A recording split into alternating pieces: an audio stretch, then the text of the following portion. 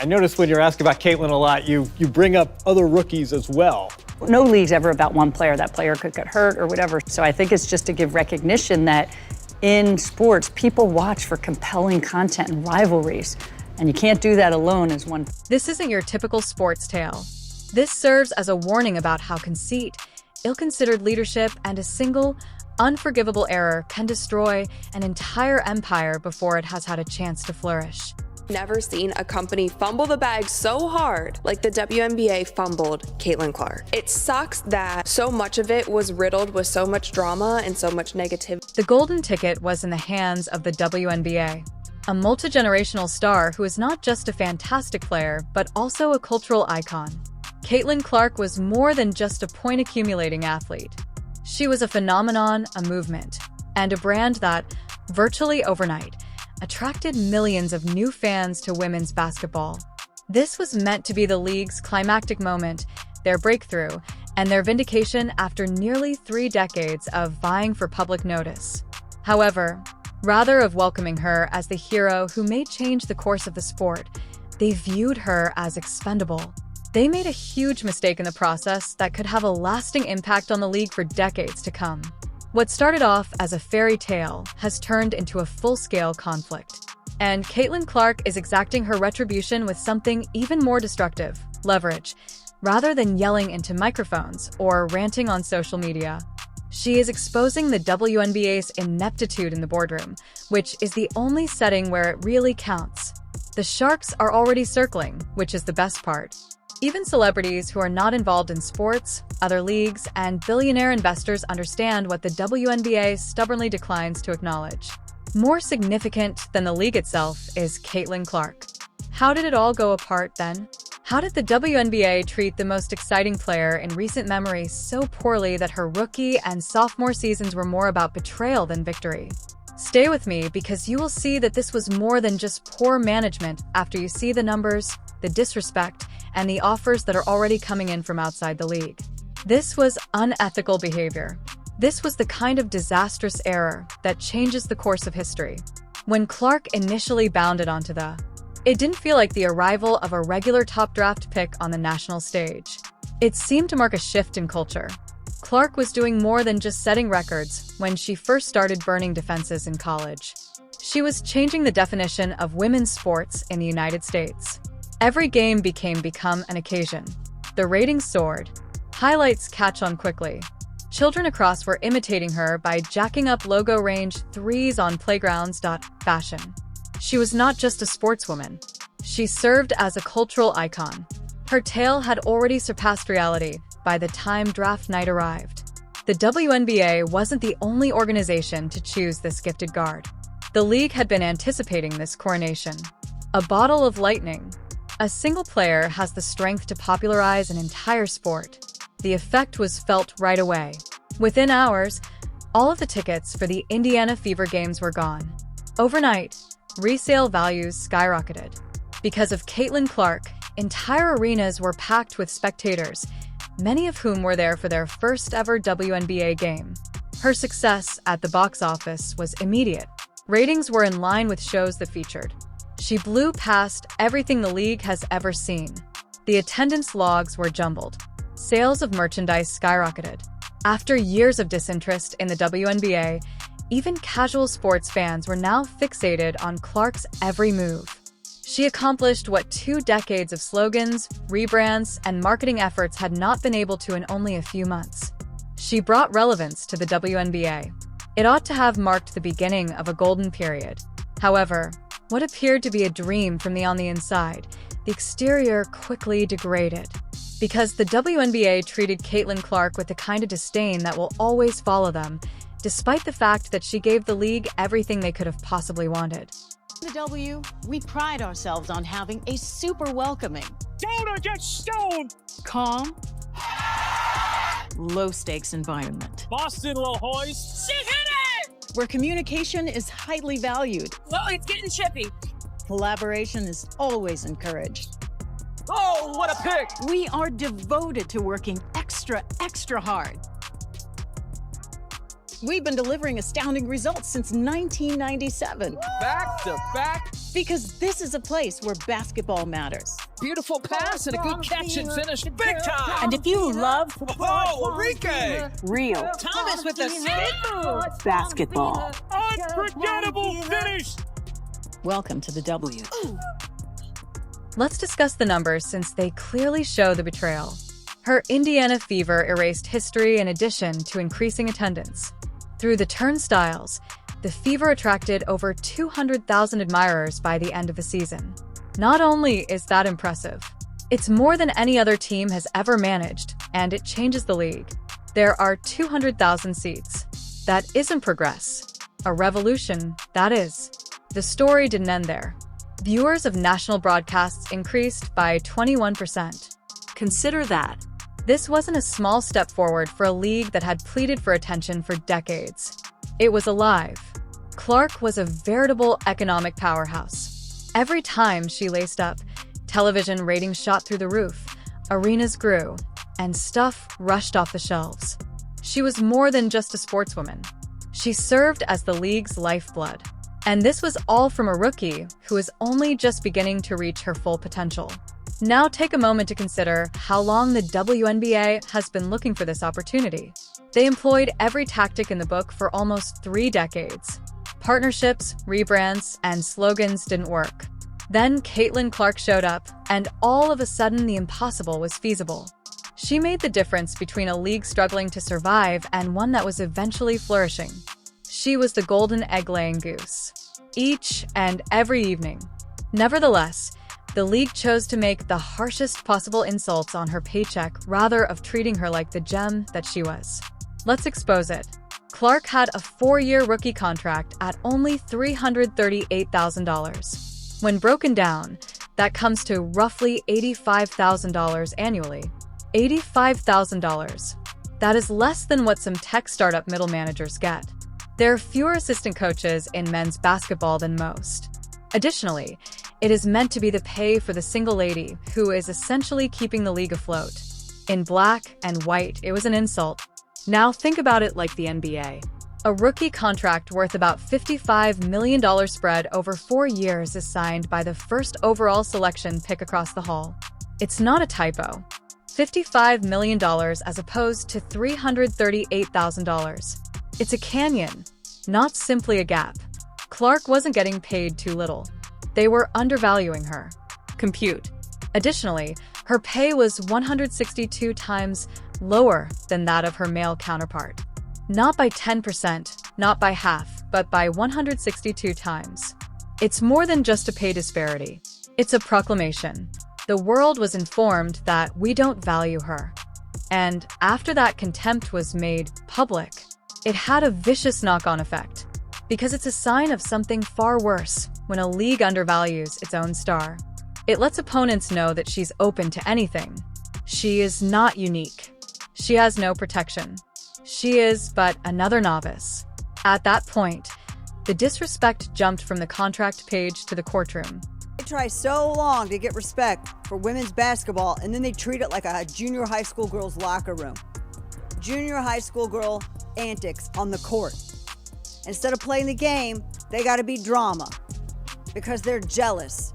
Instead of letting their skills speak for themselves, they gotta be drama because they're jealous. Caitlin Clark became a target almost instantly. When opponents noticed the meager salary, the absence of security, and the obvious message from the league office, they jumped in. She was battered in game after game. Forceful hip checks, soaring shvees, and devious off-ball hits that are intended to tire her down rather than defend. These were deliberate cheap shots, not merely fouls. They weren't engaged in any basketball games. Her ability to withstand torture was being tested. Furthermore, what did the referees do? Nothing. As if they were allergic to their whistles, they swallowed them. The WNBA office turned its head away.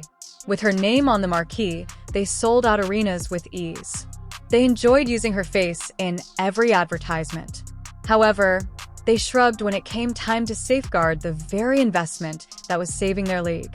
We have heard nothing from the WNBA, absolutely nothing. Brittany Griner elbowing Caitlin Clark in a crazy way and then calling her a trash white girl. And Brittany Griner has not commented, which I find significant. I've watched that video countless times, and it sure looks like Brittany Griner says, white girl. Fans still remember an unpleasant incident that served as the tipping point. During a game, it seemed that cameras captured Brittany Griner making an offensive remark to Clark. Like wildfire, the video went viral. Lip readers provided feedback. The fans were incensed. Nevertheless, the league took no action. No suspension, no investigation, and not even a fine. It couldn't have been more obvious. It was Caitlin Clark alone. And that message was risky, as every opponent is protected when referees and the league are unwilling to punish, feels more confident. Each shove becomes more difficult. Each foul becomes more soiled. Without armor, the WNBA sent its best player into combat. And everyone was aware of it. One body can only withstand so much. Bad contracts can be survived. You can put up with rudeness. The conclusion is inevitable, though, as night after night becomes an open season for your health. That date for Caitlin Clark was September 5th, 2025. The news came as a shock. Due to a right groin injury, she was sidelined for the remainder of the season. The headlines attempted to portray it as a terrible turn of events or unlucky bad luck. Let's not sugarcoat it, though. This wasn't a coincidence. Chance. This was not misfortune. This was the deadline date for the bill. This was the culmination of months of indifference. The WNBA just lost everything as a result of its inability to defend Caitlin Clark. Higher television ratings, higher attendance figures. Ladies and gentlemen, that doesn't come courtesy of a league. It comes courtesy of the players that play in the league. And in her case, she was the most popular, which means she could have helped your bottom line, which means you should have seen that from day one and maximized it. But you didn't do it. Remember what Caitlin Clark went through over her first 2 seasons. Hip checks were given with great care. The forceful shvees when she was already in the air, the sharp elbows in traffic, and the subtle but harmful off-ball shots to her hips and ribs. With each game, the penalties increased. Additionally, league executives remained silent during every game while the referees ignored the action. At last, her body broke. She wasn't weak or incapable of managing the competition, but rather because the entire mechanism put in place to keep her safe never performed as intended. This injury was not a result of bad luck. It was the unavoidable outcome of carelessness. The WNBA didn't simply lose its biggest star at that precise moment. They made it clear to the world that they couldn't keep the one individual who had spared them from going extinct. This is where the plot changes, though. Others were observing Clark as he sat on the sidelines recovering from injuries the league had permitted to accumulate. Rival leagues, financiers, and multi-billionaire businesspeople. They witnessed the golden goose of the WNBA. Undefended by the organization that had put her name on every ticket and jersey, beaten and hobbling. Additionally, these outsiders recognized her value. Unlike the WNBA, vultures weren't among them. They had a vision. And the true power players started to circle as soon as Caitlin Clark was taken out. They had no intention of scavenging. They were getting ready to present her with an offer that the WNBA would never make. Respect, safety, and financial support that truly reflected her worth. Paradoxically, what appeared to be her greatest leverage was ignited by her lowest moment. The WNBA believed that Clark had boxed in. They felt that she was shackled by her rookie contract, caught in a system that could underpay her, take advantage of her, and still make her smile, put on her shoes, and continue to bear the weight of the entire league. They were unaware that everything changed as a result of the injury. It revealed them, not made her weaker. The balance of power abruptly changed. Doors that had been closed for years suddenly opened. The first was from a fearless opponent, unmatched, a brand new 3-on-3 league that was started by Nafisa Collier and Brianna Stewart. Unlike the WNBA, Unrivaled did not view Clark as an expense to be contained because Gino Arima was integral to its mission. She was viewed by them as the cornerstone. They made a proposal that immediately attracted attention. More than $1 million annually, in addition to something far more significant in ownership interest in the league. It was more than just a salary. This included control, legacy, and ownership. Clark was being regarded differently than just another draft pick in a long line of rookies for the first time. Instead of just dribbling inside the future, she was being treated like a collaborator who might influence it.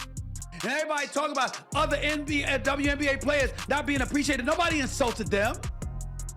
Nobody dismissed their contribution. We were simply saying, despite the contributions for years and years and years, a lot of people didn't care.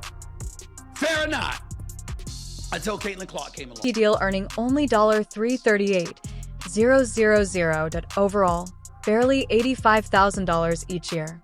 Cube asked, "How about $15 million for 10 weeks?" as he entered. There is no negotiating there. It's a public humiliation. That person is shouting to the world from a bullhorn on the rooftop. The value of its most valuable asset is unknown to the WNBA. This went beyond Clark's financial situation. It had to do with optics. The WNBA wasn't just outbid by the Big Three. They made it public. They demonstrated that a former rapper who became a businessman had a greater understanding of Caitlin Clark's commercial value than the league that founded her. Her income was not only dwarfed by that $15 million amount, but it was completely destroyed. Overnight, the story took a different turn. Clark was not being protected by the WNBA. They weren't enabling her. She was being undercut by them. At this point, the receipts were visible to everyone. There was more to this than a straightforward contract error. This was retaliation. Dollar signs are used to symbolize revenge. Retaliation against a league that believed they could profit handsomely off her reputation while getting away with paying peanuts. Abruptly, the balance of power changed irrevocably. Caitlin Clark no longer required the WNBA. However, the WNBA would not be able to function without her.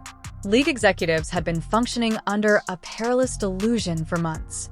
They believed Clark was confined, stranded, and without a way out.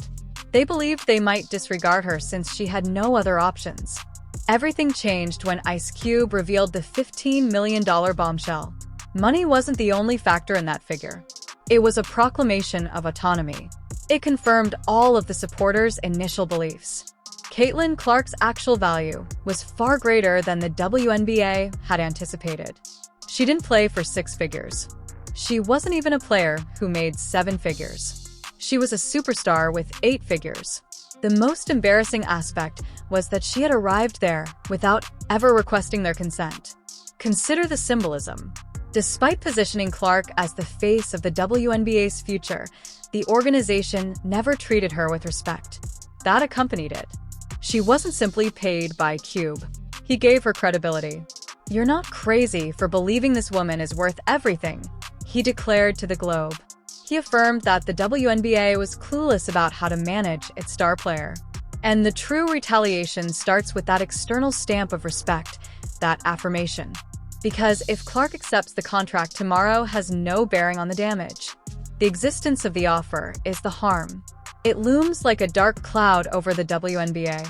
$15 million is mentioned at every press conference, boardroom gathering, and sponsor call. Whether Kathy Angelbert likes it or not, it's in the room not. And Caitlin Clark acquired something no WNBA player had ever genuinely owned before with that one move. Make use of leverage. Leverage to make a protection demand. Make use of leverage to demand genuine respect. Use leverage to discuss her role in influencing the direction of women's basketball as well as her pay.